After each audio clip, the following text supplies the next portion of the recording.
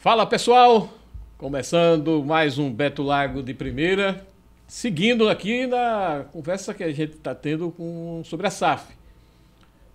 Tivemos a primeira entrevista falando sobre a SAF do Náutico, conversamos com o Roberto Pimentel e com o Luiz Felipe, que são assessores do Executivo do Náutico, da presidência do Executivo do Náutico, e hoje a gente vai conversar também sobre a SAF do Náutico, mas eu trouxe hoje aqui Márcio Borba, que faz parte da mesa diretora do Conselho, ex-presidente do Náutico, e ele vai falar um pouco pelo lado do Conselho, de como é que está esse procedimento de SAF, Márcio. É muito importante agradecer sua presença aqui com a gente. Claro que a gente vai conversar sobre muita coisa, mas eu queria fazer uma pergunta que seria do final. Vou trazê-la por início e depois você vai jogar todas as justificativas e tudo mais. Se hoje essa SAF fosse votada, ela sairia? Não sairia, Beto, porque é o início de negociação. A gente está tomando conhecimento agora do que o Executivo negociou ao longo de 14 meses, contando o início da gestão do presidente Bruno Becker. A SAF no Náutico, na verdade, ela começou antes a discussão mais objetiva, já na gestão do presidente Diógenes Braga. Coincidentemente, com as mesmas pessoas, Roberto Pimentel, nosso querido companheiro Roberto Pimentel, e Luiz Felipe. Os dois começaram lá atrás com isso. E continuaram na gestão de Bruno. E o Executivo vem há 14 meses negociando com os investidores. O Conselho adotou um silêncio obsequioso, um silêncio ao longo desses 14 meses, porque apesar do assunto SAF ser assunto do Conselho, em função do Estatuto, mas o Conselho entendeu que o Executivo estava propenso a tratar disso, já vinha tratando disso e que seria o melhor canal. Depois, já no final, a Comissão de Projeto Estruturante, que tinha sido designada pelo Conselho para acompanhar com o Executivo esse assunto, justamente para antecipar etapas e para colaborar, a comissão se integrou a esse trabalho e participou da última reunião com os investidores em São Paulo. Isso ajudou muito. Ela se integrou, mas só participou de uma? Veja. Em 14 meses, ela só participou de uma reunião com os investidores. Uma reunião, ela foi convocada pelo Executivo a participar dessa reunião em São Paulo. Mas essa participação já foi muito produtiva porque produziu o relatório que a Comissão de Projetos Estruturantes ofereceu ao Conselho já no dia 11, em função da reunião, em função da leitura da proposta vinculante final. Depois dos 14 meses, o Executivo, no dia 28 de fevereiro, agora de 2025, ele protocolou no Conselho a proposta vinculante. Então, a Comissão de Projetos Estruturantes e a mesa do Conselho tomaram conhecimento. Apenas 10 conselheiros tomaram conhecimento dessa proposta. 5 da Comissão de Projetos Estruturantes e os 5 da mesa. E os 5 da mesa. Que são os 4 da mesa, mais o assessor Nilton Moraes. Quantos conselheiros tem o clube? O clube tem 370, porém ativos deve ter uns 170, 180 que estão aptos a votar. Muito mais aptos a votar, porque tem os natos que são isentos da mensalidade. Tá. Nós temos uns 170, 180 conselheiros adimplentes, mais os natos. Os natos são ex-presidentes? Ex-presidentes, os beneméritos, os eméritos e os 2 grandes beneméritos do clube, que é o presidente Cacá e Américo Pereira. Então, os conselheiros que puderam ler a proposta, em função da cláusula de confidencialidade, foram 10. Na reunião do dia 11, veja, o Conselho recebeu dia 28 de fevereiro. 11 dias depois, já fez a reunião, porque tinha um feriadão no meio, que comeu aí uns 9 dias. No dia 11, todos os conselheiros tomaram conhecimento da proposta e, com a presença dos investidores, puderam assistir a uma apresentação. Eles assistiram à apresentação, mas a proposta em papel eles não tinham visto. Eles não tinham visto. A ideia nesta reunião era ler para o plenário, porém, com a presença dos investidores, que foi da melhor qualidade, que criou toda essa sinergia com o Conselho e os investidores, através e o Executivo presente, eles puderam tomar conhecimento da proposta, não lendo, mas vendo a apresentação dos investidores e as promessas que os investidores faziam naquele momento. Mas não ficou assim uma coisa... chegou para a gente que o PowerPoint era uma coisa e o papel era outra. Aconteceu isso e foi comentado no plenário que os investidores trouxeram novas informações que não estavam presentes na proposta vinculante.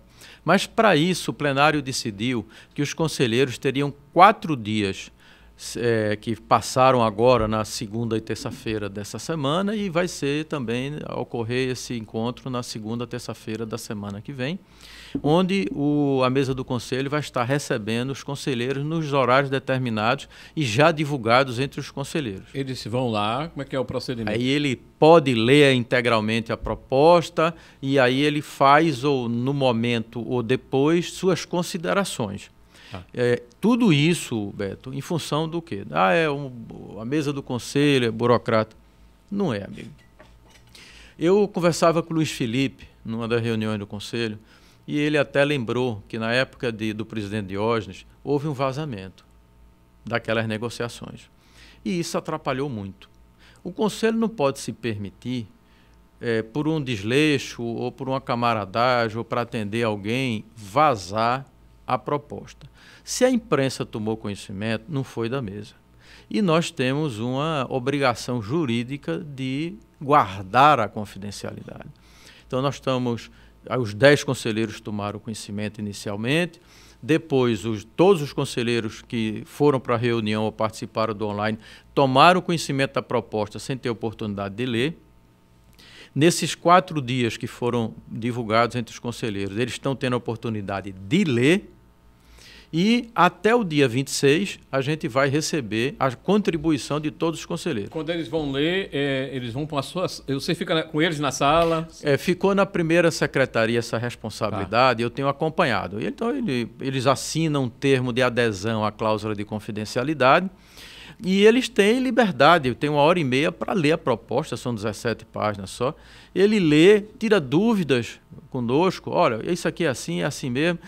E depois eles têm a oportunidade de, até o dia 26, fazer suas contribuições. Até o dia 26. 26. Até a terça-feira que vem. A terça-feira que vem. Terça-feira, dia 26, e depois dia 27. Até o dia 31, vocês podem enviar essas... A intenção é até segunda-feira, 31 de março, nós consolidarmos tudo isso. A gente não vai... Às vezes uma pergunta é igual à outra, vocês vão fazer um... A ideia não é nem fazer assim relatórios, resumos, porque pode ser que eu termine cerceando a pergunta de um conselheiro. E nós vamos reunir os documentos, listá-los, enviar para os investidores, para não traduzir a pergunta e, de repente, tirar a originalidade da proposição. Ele não tem prazo, os investidores, para entregar? Até o momento, o prazo está com o Conselho. Nós nos impusemos até dia 31 de março para dar conhecimento aos investidores e, a partir dali, eles vão definir o tempo deles. Não tem um tempo contratual na proposta, nem nenhum cronograma para que eles nos respondam. Eles vão analisar e vão nos dizer o dia que eles vão responder ou não. Quer dizer, essa é uma negociação. É importante esclarecer ao torcedor o seguinte: amigos, isso não é um contrato. Nós estamos muito longe disso. Isso é uma proposta comercial. Só isso. É a primeira proposta, onde o comprador coloca todas as suas condições ótimas. E a gente vai agora começar a colocar as nossas condições ótimas. Então, isso tem um prazo. A gente não pode adotar a pressa que aniquila o verso. Deixa eu colocar aqui 2 pontos. Primeiro, a questão da cláusula de confidencialidade. Eu, particularmente, sou contra cláusulas de confidencialidade em relação a clube de futebol. O clube de futebol recebe receita de televisão, que automaticamente recebe verba pública, é uma concessão pública. Tem uma série de situações, mas Vamos lá, colocou-se a cláusula de confidencialidade. Esse foi o motivo da não ter transmitido a reunião ao vivo, online, pelo canal do clube, não interessa para onde for, a reunião que houve a apresentação? Esse foi um dos dois motivos. Aliás, vamos dizer, o principal. Por quê? Porque não dependia de uma decisão da mesa e nem do plenário. Porque é uma cláusula de confidencialidade. Se eu não pude distribuir com os meus conselheiros, como é que eu vou divulgar online?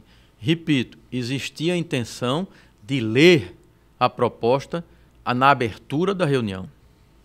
A presença dos investidores, que foi ótima e muito bem recebida, é que mudou a nossa sistemática. A gente não leu, a gente deixou que eles fizessem a apresentação, onde eles comentaram basicamente tudo e trouxeram até algumas informações, muitas que não estavam na proposta. Como é que eu vou fazer online? Aí eu me lembrei do que disse Luiz Felipe. De repente, nós poderíamos estar quebrando uma cláusula de confidencialidade que tem punições. A mesa não podia. Então, essa questão da transmissão, nunca houve autorização. Mentiu quem disse para as redes sociais... Não teve nenhum pedido? Nenhum pedido de nenhuma empresa de comunicação para fazer a transmissão.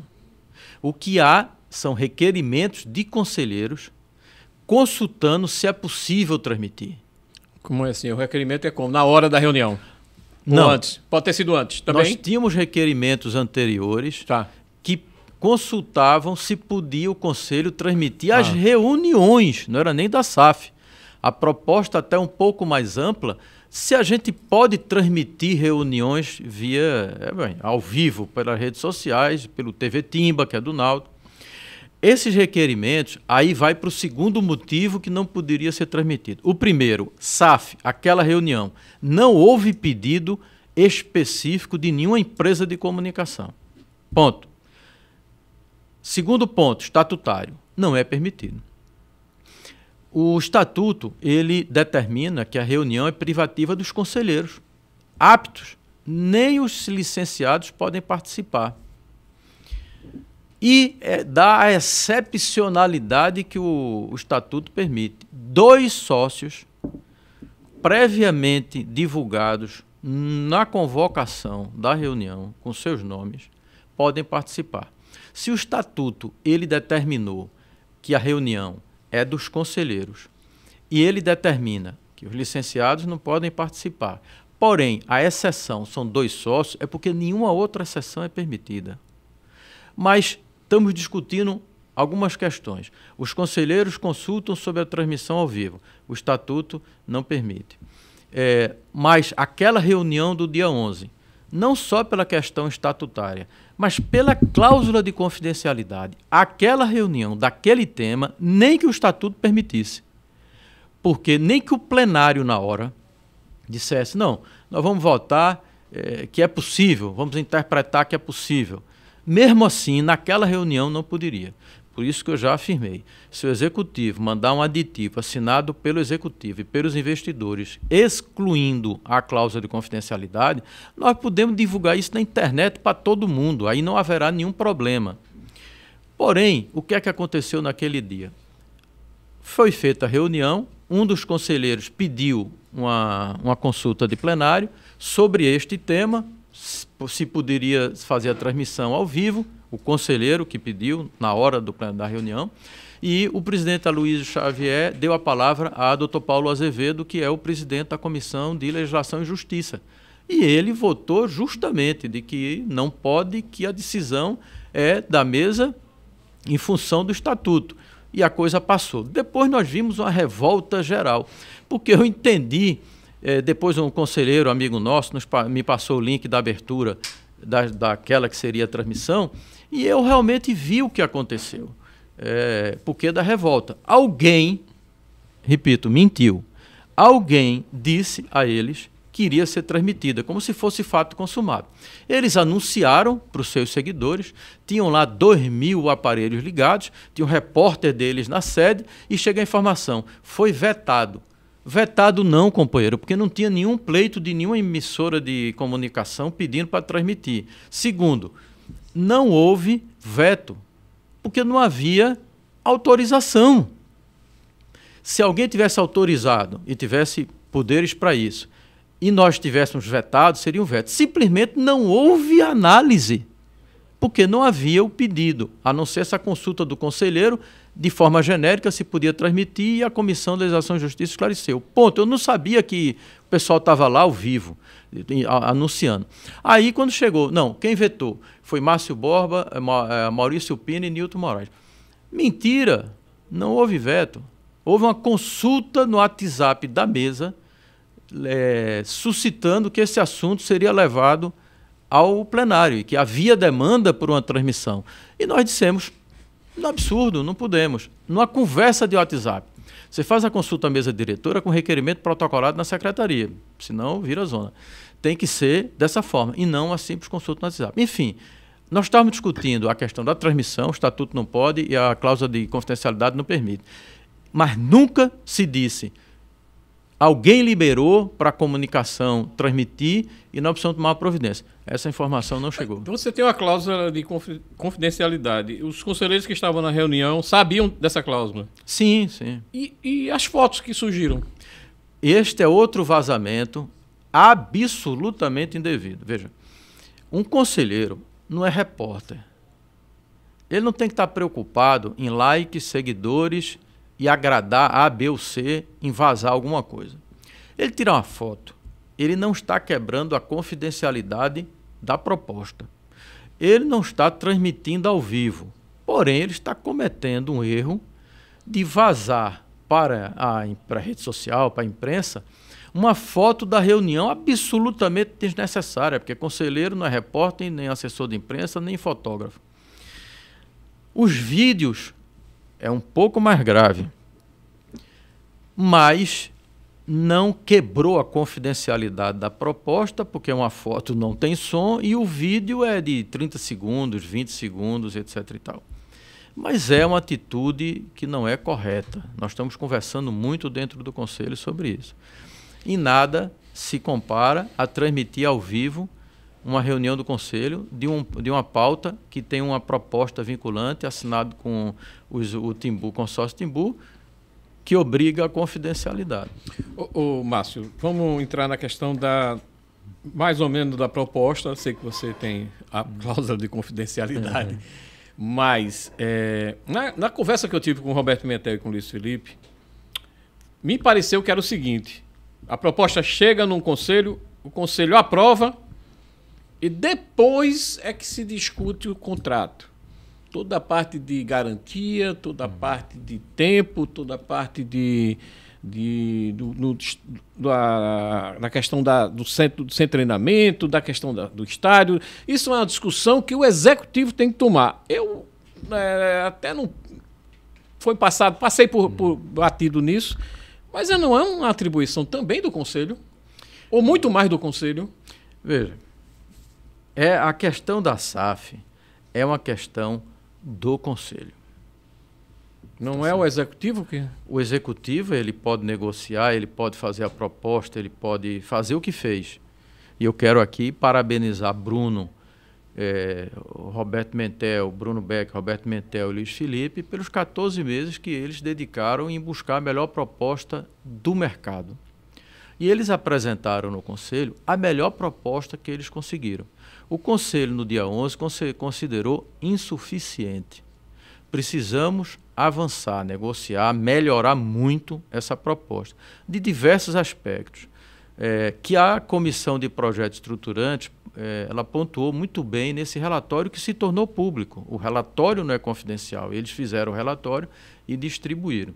Já é um retrato de como o Conselho recebeu essa proposta vinculante, fora as 10 perguntas que o presidente Aloysio Xavier formulou, logo na abertura da reunião, as 3 perguntas que eu formulei. Como terminou havendo um vazamento das telas da reunião, então, praticamente, as pessoas tomaram conhecimento do que estava sendo discutido, tá certo? Mas O conselho é que vai analisar, aprovar ou não, e depois, se for o caso, ir para a Assembleia.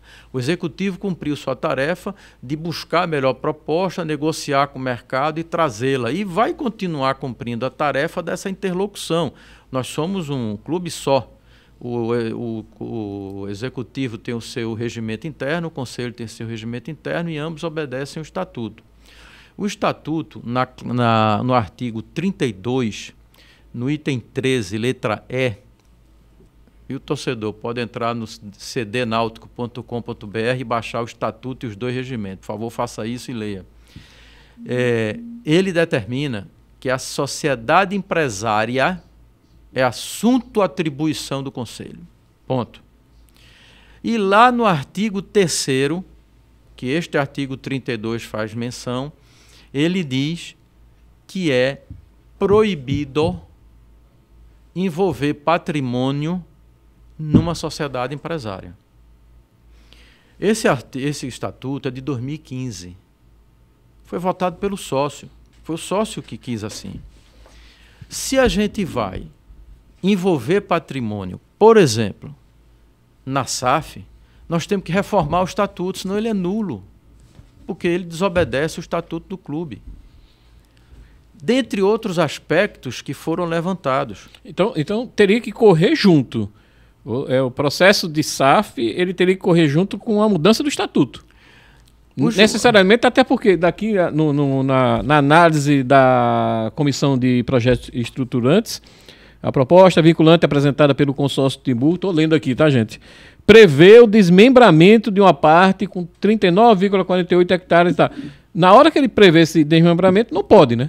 Porque o estatuto não permite. Na verdade, a proposta, ela prevê que todo o patrimônio do Náutico, à exceção da garagem de remo, irá integralizar o ativo imobilizado da SAF. Todo? Todo. Até a sede tombada? Tudo. Sede, estádio, os 39 hectares do CT e a parte que o CT ocupa hoje vai como garantia para os investidores, ou seja, 100% do patrimônio do Náutico estará sendo tirado da titularidade, da propriedade da associação e transferido para a SAF. Na proposta dos investidores, 90% disso tudo passaria a ser deles. Então, isso conflita com o estatuto. O que nós estamos dizendo é o seguinte: se o clube definir dessa forma, o Conselho e a Assembleia Geral, terá que haver, antes da assinatura do contrato, a edição do nosso estatuto. O estatuto já tem uma comissão de reforma estatutária estabelecida. Maurício Pina, que é o nosso vice-presidente, é o presidente dessa comissão, mais 4 membros, e eles estão estudando isso. Então veja como a coisa é mais complexa. Não é uma liga forte para assinar, para eu vender meus direitos de TV, não é um patrocinador. Nós estamos tratando, Beto, do assunto mais importante da história do Náutico. Não houve nos 123 anos, vou fazer 124 agora, nenhum assunto mais importante, porque nós estamos praticamente extinguindo a associação e vendendo todo o nosso patrimônio. O Náutico deixa de existir e vai existir a SAF do Náutico, que o proprietário não serão os sócios do clube hoje. Nós ficaremos com 10% pela proposta do investidor. E os investidores ficariam com 90%. Nós estamos vendendo 90%. Então, isto tem que passar, é o assunto mais importante do clube, na sua história, tem que passar por uma análise muito minuciosa, está sendo feita pelo Conselho, através até das suas comissões, da Comissão de Projeto Estruturante, e todas as outras terão voz. E, após essa definição, é que a gente poderia, reformando o Estatuto, assinar a proposta nesses termos. Mas eu volto. Nós estamos muito longe disso. Nós recebemos a primeira proposta comercial. A proposta vinculante, torcedor, é uma proposta comercial, não é um contrato. Outra questão que foi levantada pela Comissão de Projetos Estruturantes e foi vazado e está sendo comentado em público. A proposta é de quem, finalmente? Com quem é que eu estou negociando? Isso é um detalhe, né? Porque a assinatura, que eu saiba, só foi de uma pessoa. Francésio. Aí veja, na própria apresentação dos investidores, eles falaram de 4 empresas de grande porte no sistema financeiro, que inclusive eu conheço, que são fortíssimas, mas elas não assinam a proposta. O consórcio Timbu... Nem carta de anuência, nem carta de participação, qualquer coisa, qualquer um. Estou aqui, estou na área, nada disso. Nada. Nem um depoimento ao vivo do presidente da REAG, por exemplo, dizer, olha, pode contar comigo, eu estou dentro de... Nada. Só na proposta vinculante, nem o nome delas tem. É consórcio Timbu. Consórcio Timbu é uma marca fantasia. Não tem CNPJ, não tem sócios, não tem ninguém assinando pelo consórcio Timbu. É uma marca fantasia. Esse grupo aqui se autodenomina Consórcio Timbu. E representado pelo Francés. Não tem procuração do Francés, não tem ata de... Nada. É uma proposta comercial. Ora, um dos temas das nossas arguições, e que certamente comporá os questionamentos que o Conselho vai mandar, é se aquelas empresas que foram mostradas realmente são sócias do Consórcio Timbu, parceiras, se elas vão assinar a próxima proposta vinculante se os investidores nos enviarem, porque é necessário. Eu não posso dizer que aquelas empresas estão comigo e elas não assinarem, porque a proposta comercial é que, a ser aprovada pelo Conselho e pela Assembleia de Sócios, é que vai valer como base para o contrato. O que vai valer é o que está lá escrito. Se elas não tiverem, não tem obrigação. Então, isso é a questão da formalização jurídica, um dos pontos importantes. A outra é a questão do patrimônio. Eu tenho sempre defendido, suscitado essa reflexão. O Náutico está dando 100% do ativo imobilizado dessa SAF. Todo patrimônio que irá fazer parte do ativo da SAF é do Náutico. Os investidores não estão agregando 1 metro quadrado de nada. E eu fico com 10%. E eles com 90%. Por quê? Se eles não estão contribuindo patrimonialmente com nada, eles vão receber de mão beijada todo um patrimônio construído ao longo de 123 anos. Na projeção do fluxo de caixa, daqueles 400 milhões que está lá na proposta... Ia tocar agora nesse assunto. Seria em cima dos 400 milhões ou de 1 bilhão e tanto? Que a turma... Não existe esse 1 bilhão, isso é um marketing. É porque toda a SAF, a turma fala 1 bilhão no Brasil inteiro, né? É de 1 bilhão, 1 bilhão. Isso não existe. A proposta fala de 400 milhões, mas veja que detalhe, Beto. Não são 400 milhões que os investidores vão tirar do seu bolso, da sua conta corrente, e integralizar na SAF do Náutico, não. Eles fizeram a conta. O Náutico, por exemplo, esse ano apresentou ao executivo um orçamento entre 23 e 24 milhões de reais. Isso é o que a gente já faz, sozinho. Vou multiplicar por 10 anos. Então, à luz de hoje, eu vou integralizar nesse fluxo de caixa projetado 230, 240 milhões. Vamos ficar em 230. Para atingir os 400 que eles mencionaram, eles precisam colocar 170. Então, o Náutico hoje vai integralizar com esta projeção 230. E eles completam 170. Ou seja, desta projeção, eu estou entrando com 57,5% dessa projeção e eles com 42,5%. E eu fico com 10% por quê? E eles com 90% por quê? Deixa eu somar. Eu vou somar o patrimônio integralizado com essa projeção. Estou somando patrimônio com fluxo de caixa para tentar uma reflexão. 100 milhões, 100%? 100% do patrimônio, 57,5% do fluxo de caixa. Veja, eu estou fazendo isso para entender o que é que eu estou colocando na abertura da SAF como ativos financeiros, projeção de caixa e patrimônio, e o que é que meu sócio está colocando. No final, somando patrimônio e fluxo de caixa, eu coloquei 79%. Somando patrimônio e fluxo de caixa. E eles 21%. E foi o que eu perguntei a eles. Qual é a lógica? Quem foi que definiu 10% para o Náutico e 90% para os investidores? Essa é outra questão. Então, tiveram N outras questões. Desses 400, só para complementar, desses 400, com relação à dívida do clube, está incluído? Na proposta vinculante, todo recurso que o investidor coloca no clube abate dos 170. Então já vai ficar menos aí. Esses 10 milhões, por exemplo, não, eu vou dar 10 milhões no início, logo, para ajudar o clube. É o empréstimo ponte? É um empréstimo, tem juros e tem garantia do CT.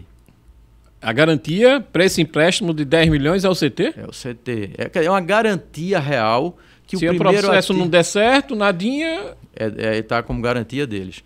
É para eles. Então, na abertura eu digo, olha, eu vou botar 10 milhões aqui emprestado, hein, gente? Segura aí. E agora eu quero uma garantia real. A garantia é o CT. Veja, vamos analisar. Os 10 milhões... eles vão botar 10 milhões para a Série C. Não. Os 10 milhões tem várias rúbricas que ele pode cobrir. Não é só futebol, tá, gente?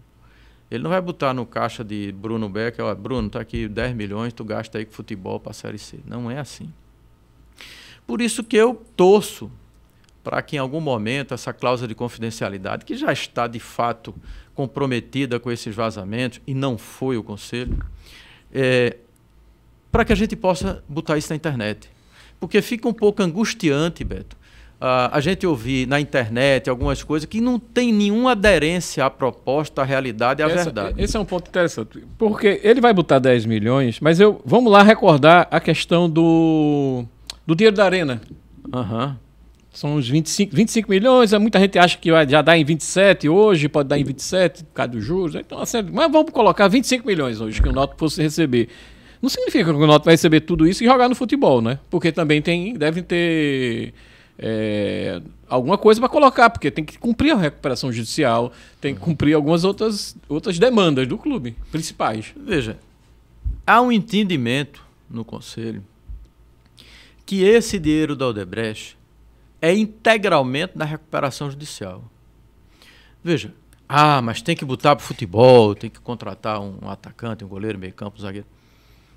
O Náutico está em recuperação judicial. Se ele não cumprir a recuperação judicial, convalida em falência. Ele já pediu uma renovação e está agora para fazer os acordos. Qual é o processo da recuperação? Você tem... É 6 meses mais 6 meses. Nós já ultrapassamos esse período. Tá. Mas por quê?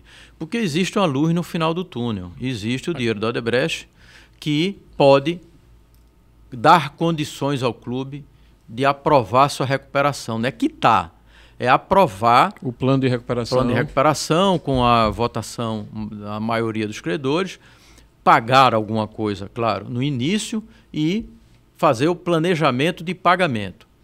O que é que acontece com a recuperação que não é aprovada? Ela é convalida em falência, amigo. Ou seja, o Náutico fale. Todo patrimônio vai para dentro da recuperação, para alienação, para pagar a dívida. Essa é uma coisa muito séria. Foi uma atitude corretíssima do clube, corretíssima, mas ela precisa ser levada muito a sério. O gestor, o conselho, o executivo, ele tem que ter uma capacidade de entender que para ter um futebol forte, o clube precisa estar saudável, senão a gente vai ficar nessa eterna agonia. E vivo. E vivo e sofrendo, vivo e sofrendo. Então, eu preciso aprovar a recuperação para consolidar meu passivo. Isso até ajuda na SAF, porque eu tendo a recuperação aprovada, eu tenho menos problema para o investidor enfrentar lá na frente. Esses 26 milhões no Odebrecht está direcionado para a RJ. Como os 3 milhões dos Mateus, da rescisão, foi direcionado para a RJ, para dar condição de começar a discutir. Então o Náutico tem 2 desafios grandes, a RJ e a SAF. A RJ é obrigatória, eu tenho que resolver esse negócio. A SAF, ela pode ser esta proposta vinculante à vencedora ou não. Vamos separar aqui. Conselho é contra a SAF. Meu amigo, isso é uma inverdade. O Conselho, ele é pró-SAF. Tanto é que a Comissão de Projeto Estruturante foi designada para colaborar com a SAF. Ninguém em sã consciência vai negar uma proposta boa, que nos ajude. Apenas nós temos que discutir o conceito SAF. Não conheço conselheiro contra. Eu nunca tive nenhum conselheiro que chegasse para mim e dissesse: olha, Márcio, eu sou contra a SAF, eu quero continuar como associação apenas e pronto. Nenhum. Agora, que SAF? Esta proposta, primeira negociação, tá? Vamos começar a conversar. Mostrou-se insuficiente. Era de se esperar. nós vamos negociar. Se esse consórcio Timbu, quando nós conseguimos chegar num denominador comum com eles, esta proposta Timbu, do consórcio Timbu virará uma SAF, que é o conceito que todos nós queremos. Se não, não é o fim do mundo. Existe hoje na mesa do Conselho um requerimento assinado por inúmeros sócios pedindo para que a gente constitua a SAF, independente de essa negociação ter fim, demorar ou não. A proposta do Fortaleza. Isso. Então, isso está em análise. O Conselho definindo criar a SAF, nós vamos chamar os advogados do clube, temos inúmeros advogados. Aliás, o presidente atual, o presidente da OAB 2 vezes, o ex-presidente Alexandre Carneiro é advogado, o anterior, Gustavo Ventura, é advogado. Então, nós vamos reunir um grupo de advogados do Conselho e do clube, Roberto Mentel, Luiz Felipe, e dizer o seguinte, olha, vamos formar nossa SAF. Aí a gente vai estudar o modelo, passar o patrimônio da associação para esta SAF, porque é náutico, é 100% náutico, nós não estamos alienando patrimônio. Os sócios do náutico continuarão usando toda a estrutura, apenas uma mudança jurídica. Mas na hora que passar a SAF, vocês vão ter que colocar uma série de impedimentos para que o patrimônio não seja também desmembrado, alienado, para acontecer alguma coisa também, né? Da mesma forma que foi colocado no Estatuto, e nós vamos colocar na SAF. A SAF não é um fundo imobiliário que tem um patrimônio, você compra 10%, eu compro 10%, a gente é dono de 10% daquele patrimônio, não. É uma sociedade empresária esportiva. Então, óbvio, é um trabalho gigantesco para fazer o contrato da SAF, mas será 100% náutico. O sócio do náutico continuará dono da SAF, porque o náutico é dono de 100% e o sócio é sócio do náutico. Bom, essa proposta de encaminhamento não é concorrente, é até contributiva. Bom, enquanto a gente está discutindo o consórcio Timbu aqui, a gente está perdendo tempo. Vamos resolver a recuperação, vamos resolver a montagem jurídica da SAF, que a gente ganha tempo. Se fechar com eles, eu já estou com a SAF aberta, fica bem mais simples. Se não fechar com eles, o próximo que vier a negociar já vai encontrar a SAF pronta, como é o caso do Fortaleza. Agora, um adendo. Um conselheiro nosso, ele nos mandou um levantamento. Receita média de 2023 da Série B. 54 milhões. Eu tenho 23, 24 de orçamento. Eu passo para B. A diferença da receita que vai entrar no clube, por eu passar para B, é muito maior do que a SAF. A SAF diz que vai botar 17 milhões. Eu passo de 23, de 24 para arredondar para 54. Eu somo 30 milhões no meu faturamento. Foi um levantamento simples, ele pegou 2023, a média de 54 milhões, a média de orçamento. Então, mas a gente tem que subir para B. Nós subimos agora, viu? Recentemente, na presidência do presidente Edson, nós fomos o campeão da C. Então, isto é um caminho também. Se eu tenho a SAF pronta e eu estou na B, meu preço é diferente. Tudo isso são estratégias. Nada contra o consórcio Timbu. Quem sabe eles estarão conosco nessa SAF que o Náutico pode formar, mas na B. Aí nós vamos discutir outras questões. Uma questão pontual, Beto. Aflitos. É isso, pronto, você ia entrar. Eu estava até aqui, peguei agora, estava procurando aqui quando você falou da questão, que falaram que ter um investimento, pode chegar a 350 milhões no investimento nos aflitos, a gente transformar, inclusive surgiu uma maquete pelas redes sociais, eu digo, onde é que está essa maquete? Onde é que eles vão encaixar isso dentro do clube? Acho que vão destruir tudo no clube para encaixar aquilo ali. Eu quero que você me explique o que é isso, o que é que vão fazer com os aflitos? Vamos lá. É porque nos dá ansiedade de não poder divulgar a proposta do torcedor ler. Lá está dito que realmente eles apresentaram, e as telas foram compartilhadas, que há uma intenção, isso é um desejo, de investir até 350 milhões nos aflitos, para derrubar os aflitos e fazer uma arena Timbu da melhor qualidade, tipo Copa do Mundo. Mas no fim da cláusula, eles colocam, mas não temos dinheiro. Não temos um investidor para esse investimento.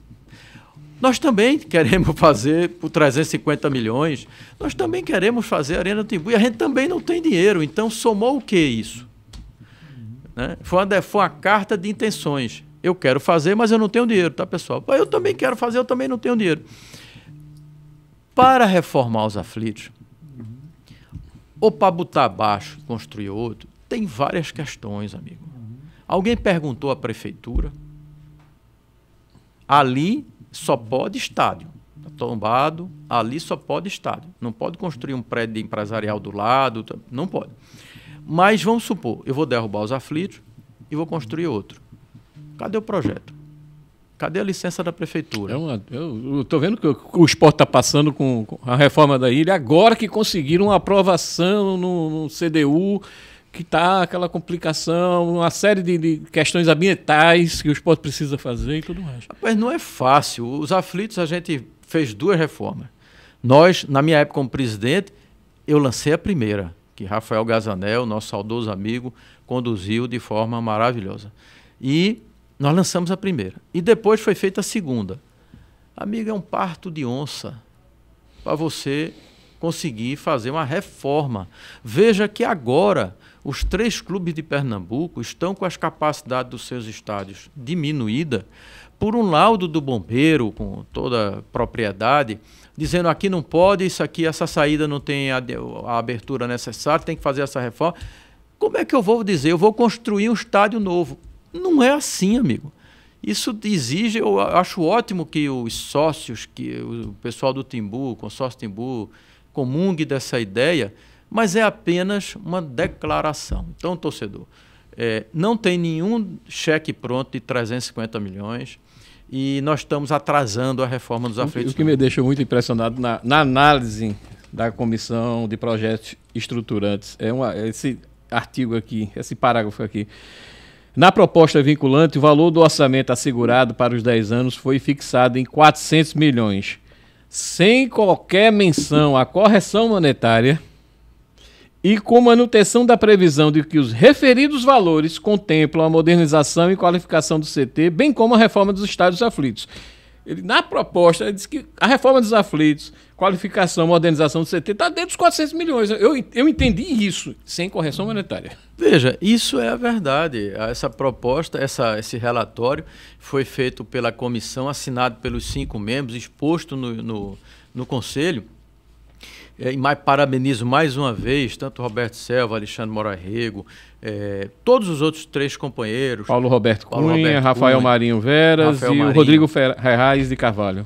E Rodrigo Ferraz. Veja, fizeram um belíssimo trabalho. Isso nos ajudou muito, Beto, porque tu imagina se esse relatório não fosse de conhecimento público. A torcida estava matando o conselho, porque... Aquela reunião ela ia invadir. Ele invadiu o conselho. Tem 350 milhões de cheque pronto para reformar os aflitos, os caras vão botar 400 milhões, o cara não sei o quê, o cara vai para a Série A em tantos anos. Como é que o conselho não aprova? Ainda bem que esse relatório trouxe a verdade dos fatos e essa comunicação que a gente está fazendo no conselho agora esse ano, uma coisa que a gente vai comentar, está nos ajudando. Então, minha presença aqui como primeiro secretário é para dar o pontapé inicial de uma melhor comunicação do Conselho com os torcedores, com os sócios e com as redes sociais e a imprensa tradicional, que já é feito pelo nosso assessor de imprensa, Marcelo Aragão, de forma brilhante, e que nós vamos elaborar um trabalho... Qual é a ideia de você, assim por alto, já para passar para a gente? Nós pedimos a um conselheiro nosso, que é especialista nisso, Michel, e junto com Marcelo Aragão, para que eles nos façam a proposta de comunicação para o Náutico. Cada um na sua área. Como eu me comunico melhor com a imprensa? Eu vejo que a imprensa, às vezes, recorre pouco a Marcelo Aragão. E é um colega de vocês. Qualquer dúvida do Conselho, não fique na dúvida. Consulte Marcelo e o que será possível revelar, nós vamos revelar e nós vamos esclarecer a verdade. As redes sociais. Se relacionar-se com as redes sociais é um desafio no mundo hoje. Então, não é o Náutico. O mundo ainda está descobrindo como se relacionar com as redes sociais. E nós vamos elaborar um trabalho. Todo mês, ou 2 em 2 meses, nós chamarmos as mídias digitais para um coffee break, bater um papo, conversar, abrir a mesa, as comissões. E as redes sociais dizem, olha, eu ouvi falar que é o gramado, não sei o quê, papapá, pô, isso é executivo, eu vou encaminhar. Não, mas o que é que o Conselho está estudando nessa pauta aqui? As quadras estão fechadas, o Parque Aquático está fechado, o que é que o Conselho está fazendo? Então, essa interlocução com as coisas do Conselho e até talvez ajudando um pouco a esclarecer algumas outras coisas, a gente pretende fazer presencialmente, tete a tete, com sócios, os próprios sócios, também marcar, podemos fazer ali na Comissão da Memória, um bate-papo da mesa com os sócios e os conselheiros que quiserem participar. Eu estou apenas colocando algumas ideias, mas os dois profissionais é que vão definir a forma. É isso que nós vamos fazer. É um conselho mais comunicativo com o seu público, que são os alvirrubros. A minha presença aqui é justamente para dar o pontapé inicial, responder pontualmente a questão de SAF, mas qualquer outra questão que surja, para esclarecer, tá certo? Nós temos a Constituição do clube, que é o Estatuto. Nós temos 2 regimentos. Nós não podemos fugir disso. O sócio torcedor, ele pode agora tomar conhecimento dos 3 documentos baixando do site do Conselho. cdnautico.com.br, tem lá o Estatuto dos 2 regimentos. Já ajuda muito a entender o que o Conselho pode e o que o Conselho não pode. O time está caindo da Série C para D e o Conselho não faz nada. Leia o que a gente pode fazer. O Conselho não pode intervir no futebol. Esse goleiro não presta, o técnico é incompetente. O Conselho não pode fazer isso. Isso é atribuição do Executivo. E várias outras coisas. Então, é importante, a SAF nos trouxe essa demanda de forma mais nítida e a gente vai responder adequadamente. Então, os procedimentos, Márcio, você passou aqui para a gente, terça-feira, dia 26, o último dia dos conselheiros apresentarem as propostas, né? Você estabeleceu datas, horários, que as pessoas vão lá, vão ler a proposta, se quiser, mas até a terça-feira, dia 26, propostas. Dia 27, até o dia 31 é o prazo que vocês estão colocando. Consolidar tudo e enviar. Não tem prazo deles. Não tem prazo deles. Não tem prazo deles. Esse prazo, nós estamos assim, nos impondo 31 de março, mas também não tem prazo. Apenas na mesa na semana. Eu acho que até dia 31, segunda-feira, dá para reunir, porque, como eu disse, eu sou de opinião que eu não vou resumir nada, porque senão eu posso tirar a originalidade da pergunta. Eu simplesmente vou pegar os papéis, relacioná-los e mandar para o investidor. Por gentileza, responda esses questionamentos dos conselheiros. Respondido. Vamos lá para a parte que os investidores fizeram 90%. Vocês vão fazer análise também, volta para o Conselho vai fazer análise e se pedir, não, eu quero esses 10%, que eu acho que é importante para o Náutico. É um processo mesmo de negociação, de conversa. Negociação de conversa, tá certo? Então, voltou, vai para a Comissão de Projetos Estruturantes a resposta dos investidores, eles vão fazer de novo essa análise, convocamos nova reunião. Uma análise parecida com essa eles repetem. Eles repetem na nova versão. Vamos de novo numa reunião plenária, conversar com os conselheiros, se os investidores quiserem vir, é uma negociação que não tem um quadrado, não tem uma determinação, é uma negociação.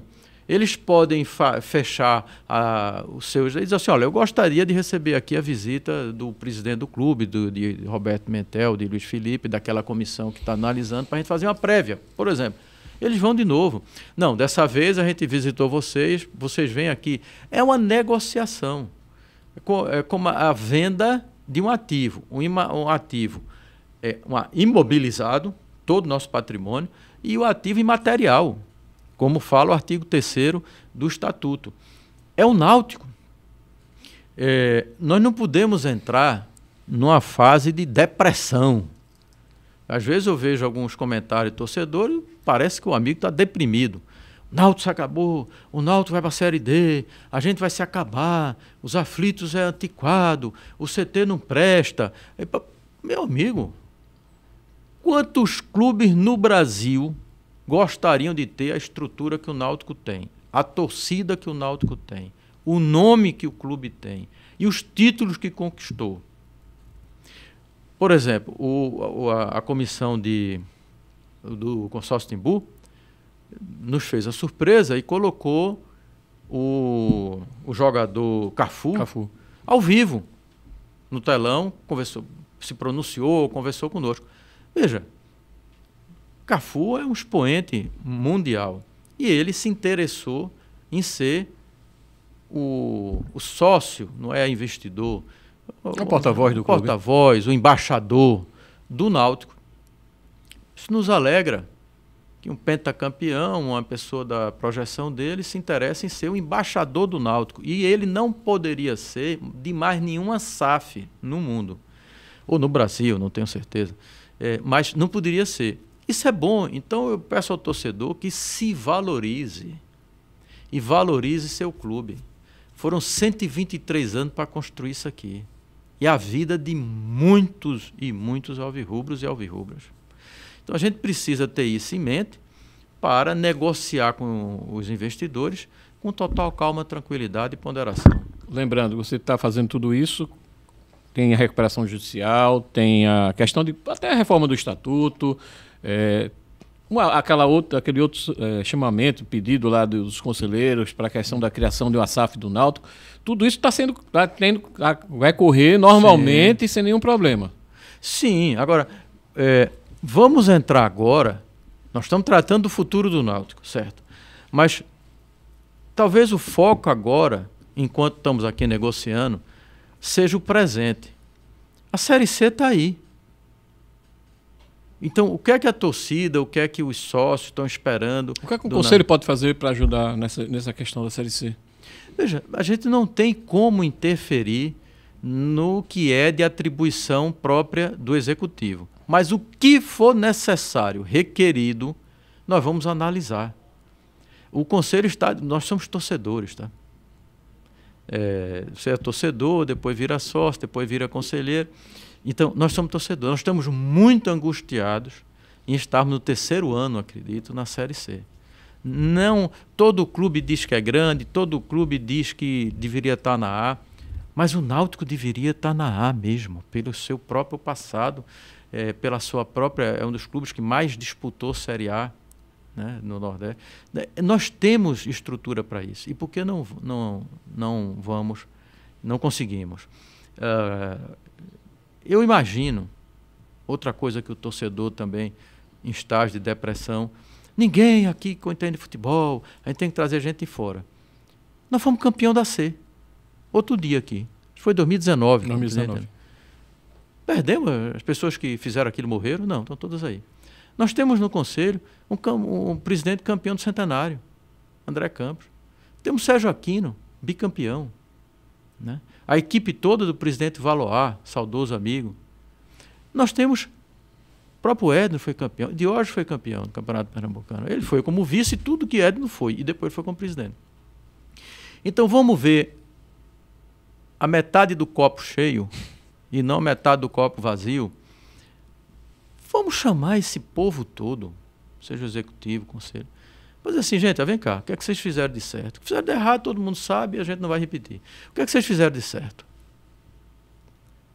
Não tem...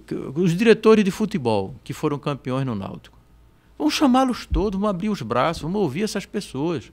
Ouvir não paga imposto. Então é uma mensagem que a gente pode deixar sem nenhuma interferência no executivo, mas apenas uma angústia de torcedor em ver pessoas capazes que no passado nos deram títulos e nos deram glórias e subiram de fase, de série, e que não estão sendo chamadas. Bicho, acabou não, vem para cá, vou botar você aqui num colegiado, vou ouvir, vou lhe ligar. Essas pessoas têm alguma coisa para dizer. Sem contar tantas figuras importantes do clube que a gente sabe que entende futebol, Mérico Pereira, nosso grande benemérito, o próprio Eduardo Araújo. Então a gente precisa chamar essas pessoas, né? O pessoal do Marotel, os cardeais do Marotel, tem que chamar todo mundo presencialmente para conversar. Dizer, vamos começar a Série C daqui a tantos dias. O que é que vocês acham que a gente pode melhorar? Se não fizer isso, é uma tarefa hercúlea para poucas pessoas tomarem conta. Mas, repito, a gestão de Bruno Becker tem todo o apreço do Conselho, a gente só quer colaborar. E o que eu estou dizendo aqui, eu já disse a ele presencialmente em reuniões, seria uma colaboração em termos de uma opinião. É a hora H, é a hora decisiva e todos têm que estar no mesmo barco. A SAF, a RJ e todas essas demandas que diz respeito ao futuro do Náutico, o Conselho está tratando. Agora a Série C é que me preocupa. Márcio, obrigado por participar aqui do Beto Lago de Primeira, né? Esclarecendo aqui pelo lado do Conselho. A gente trouxe o pessoal da Executiva para cá, pelo lado do Conselho. Espero que o pessoal, os investidores, tenham espaço aqui aberto. É só ligar para a gente, conversar e a gente abre espaço aqui, vamos conversar, vamos discutir. E o torcedor, a gente sabe da cláusula de confidencialidade, mas é importante o torcedor ter conhecimento, ter oportunidade. A gente vai conversar também para falar sobre a SAF do Santa Cruz. Bruno Rodrigues está me devendo a conversa aqui com os investidores, com o Márcio Cadá e com o Vinícius Diniz, e dar um início à conversa da SAF do esporte. A SAF do esporte. Tem já um embrião, já um começo, e eu vou trazer aqui o César Caula para falar sobre a SAF do esporte, ele que é o presidente da comissão dentro do Conselho, que vai ser o nosso próximo entrevistado. Tá bom, gente? Valeu, um abraço!